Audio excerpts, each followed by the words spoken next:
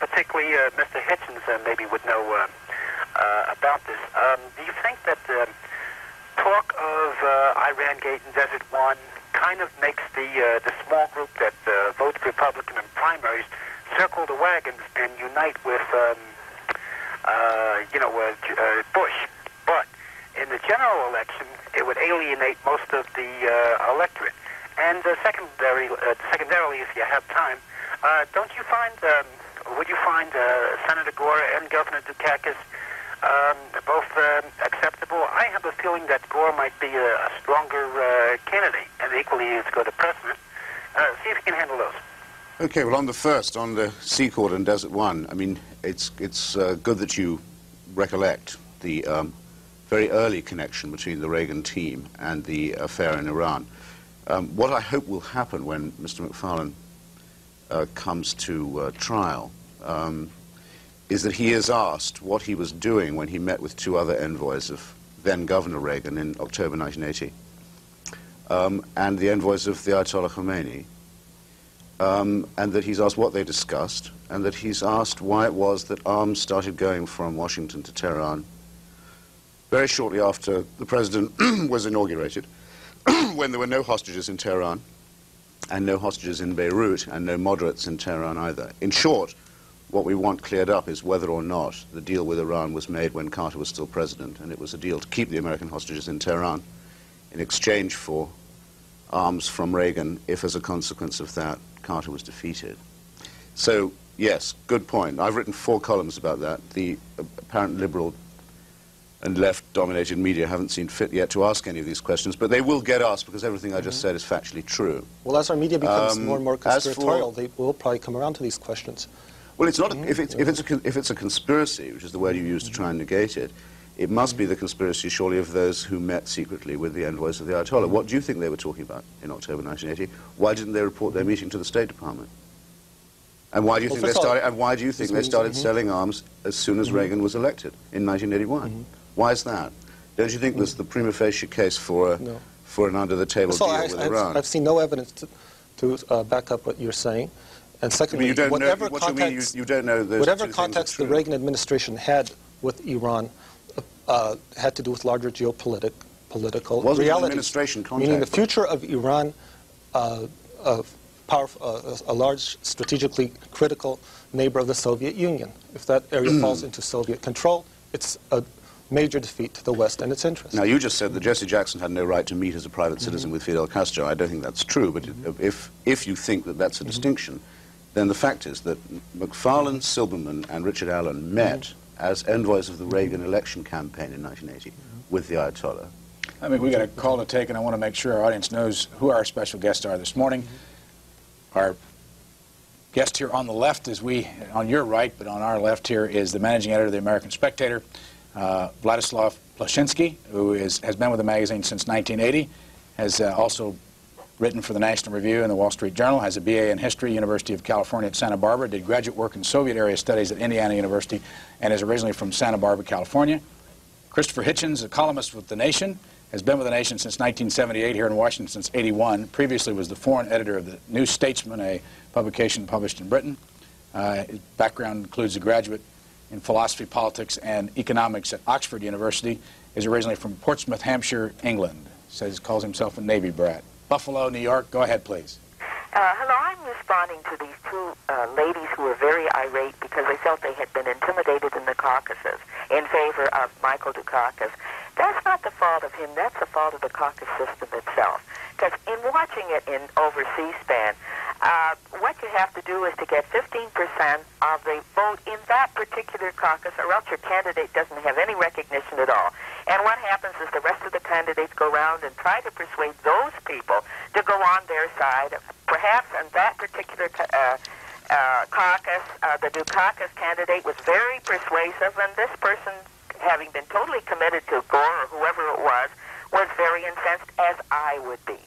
And I think that something ought to be done about the caucus system so that it would not antagonize somebody against a person like Michael Dukakis. I'm for Michael Dukakis. I know he doesn't come across very strong. I mean, he seems to be less impassioned than other people, but give me a person who's got ice water in his veins rather than someone who can stand up and make an impassioned speech. And in the long run, what they're going to do is they're going to trot out the families of people, and whoever has a nice son or a nice daughter is going to get a few more votes. So in the long run, I like John Dukakis, and if all fails, I think that Kitty Dukakis' father is a national treasure. All they have to do is trot him out, and he's going to get lots and lots of votes. Okay, thank you. Who wants to react? Well, I don't think the callers should be that upset with the caucus system. I mean, politics is politics, and there's a lot of hardball, so-called, being played. If you want to look at Dukakis and find something to alienate you, just look at Jim Sasso or Susan Estrich. I mean, these are very contentious, to put it mildly. Jim, you mean John Sasso? John Sasso, I'm sorry, yes. Who was ousted as his campaign director after he did in Biden. And how would you describe those two people? Well, as extremely hardball, extremely tough and ruthless. Chris, political operatives. Any reaction? Mm-hmm. Thousand Oaks, California. Go ahead, please. Yes, I have a question for Mr. Hitchens there. I don't know where the gentleman comes from. I've never even heard of him until I've sat here this morning watching C-SPAN.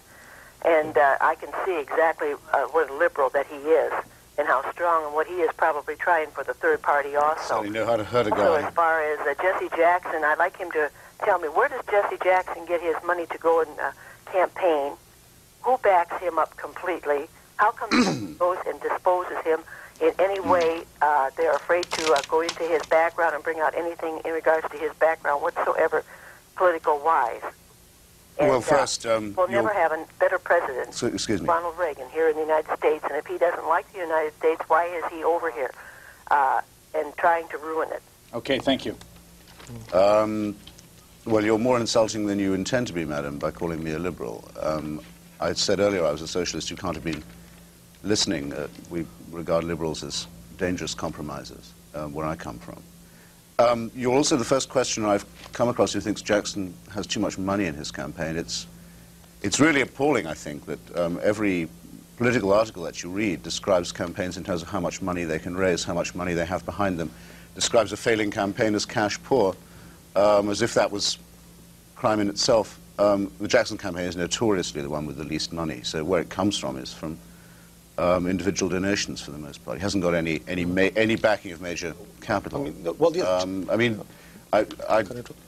It would of course be his right to raise a lot more money, wouldn't you say? Well, one way Jesse raises money is to shake down McDonald's managers in certain areas. The Republic reported this a few weeks ago. He also has collections in church for his campaign. I mean, that's almost unthinkable. What will they think of next? Fort Wayne, you're next. I'm calling. Well, first I want to say I am not a racial person. I am Republican, but I find it hard to vote for George Bush. I certainly wouldn't vote for Jesse Jackson. He's a blame American first candidate. I have never heard a loyal word to this country come out of this man's mouth. He scares me to death.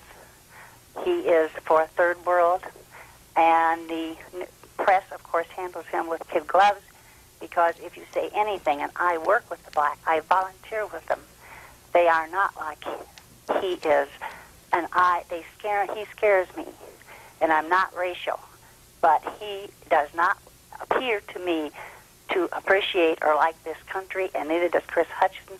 I think people are right. We're beginning to see through you.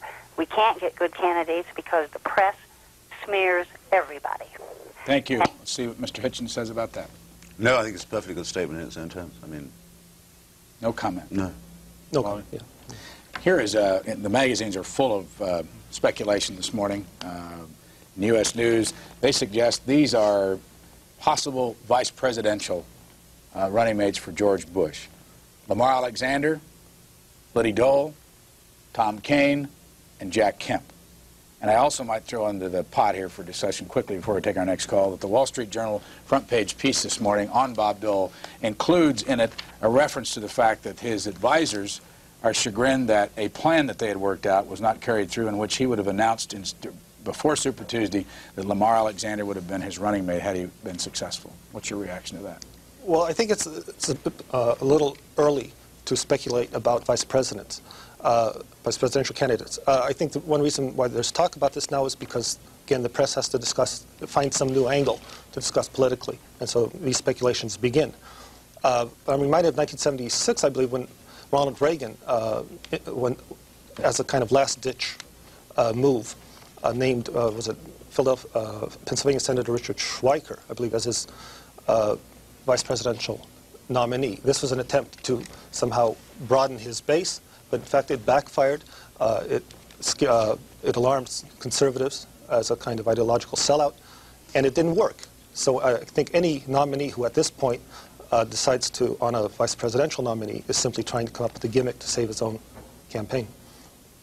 Call me sentimental if you will. I hope that it goes to Kemp. I think that he fought a very honourable campaign, a campaign of ideas, a very clean and interesting campaign. I think deserved better from the press and the voters than he got. Mm-hmm. And I think it would do honour to him if he was selected. He's obviously far too good to be running mate for a person of the caliber of Bush, so he won't get it. I mean, if this comes true and Kemp is the vice presidential nominee, then Bush will win very easily. Ventura, California, as we look at USA Today on a Monday. Go ahead, please. Good morning, Brian and panelists. Morning. If I may, I'd like to touch on the candidacy of Jesse Jackson and then pose a question. If it appears the media has elected not to delve too deeply into the various planks in the Jackson presidential platform, for instance, they refer to Jackson as a liberal. I think he's in the same camp with one of your guests there today. He's more of a socialist than a liberal. For instance, he has stated over and over, if elected, he would take money from the barracudas. That's a bit of rhetoric. I know he's toned down lately. I guess he was scaring too many people. But Jackson has promised as president he will take money from the corporations and spend it on the poor. He further promises to cut into the defense maybe by 10 to 20%, despite the fact it's been cut 3 years running to a point that some people are really concerned about it.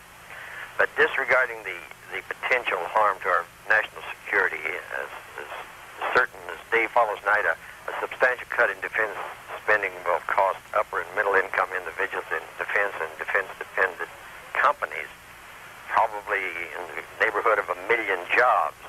That may be a low estimate, I don't know, but I read somewhere recently that some 600,000 jobs have already been lost in defense over the past 3 years. Now, I have a two-part question. I'd appreciate if they get answered. One, well, how will it take 1 million jobs from upper and middle income families to create 1 million jobs for the unemployed and the low income families? How's that going to help the economy? And two, and it's perhaps a related question, do you feel that Jackson's approach of taking money from corporations, which I always understood from way back that corporations, they created jobs. If you take that money and you spend the money on the poor who don't create jobs, is this a proven method of creating wealth for all the people? Thank you, sir. Chris Hitchens? It's an interesting question for its revelation of something that's almost never discussed in this country, which is military Keynesianism, the idea that military spending is basically an economic technique, a full employment technique to bridge the gap between overproduction and underconsumption. Interesting anyway that you think of it in that way. It would be, if it was any other kind of program, you'd call it a boondoggle. Truth is this, I mean, Jackson is more of a populist than he is anything else, and you're right in saying that his rhetoric is against the fat cats and for the poor, and that some of that's rather naive sounding. Nonetheless, it's true and deserves attention that a lot of the Fortune 500 corporations haven't paid any tax at all in the last eight years, and many of them have been getting actually tax rebates, and that's now becoming well past the point where it can be tolerated. And that it's simply naive to say that they're keeping that money in order to create jobs. I think Jackson will have to improve upon populist rhetoric if he's going to meet your objection all the same. Well, it'd be difficult for him to improve on it and remain true to himself. I mean, Jackson's essential program is redistributionism, which means create a kind of communist socialist economy, a command economy, as we have in Eastern Europe, Soviet bloc, and elsewhere, economies that are just falling further and further behind the West, and its relatively free economies, and are the major reason why today Mr. Gorbachev is propounding glasnost and perestroika. He needs Western aid, Western help to save his faltering economy. Richmond, Kentucky. Go ahead, please. Hi, thank you. C-SPAN is great, and I'd like to make a point and maybe a question about what a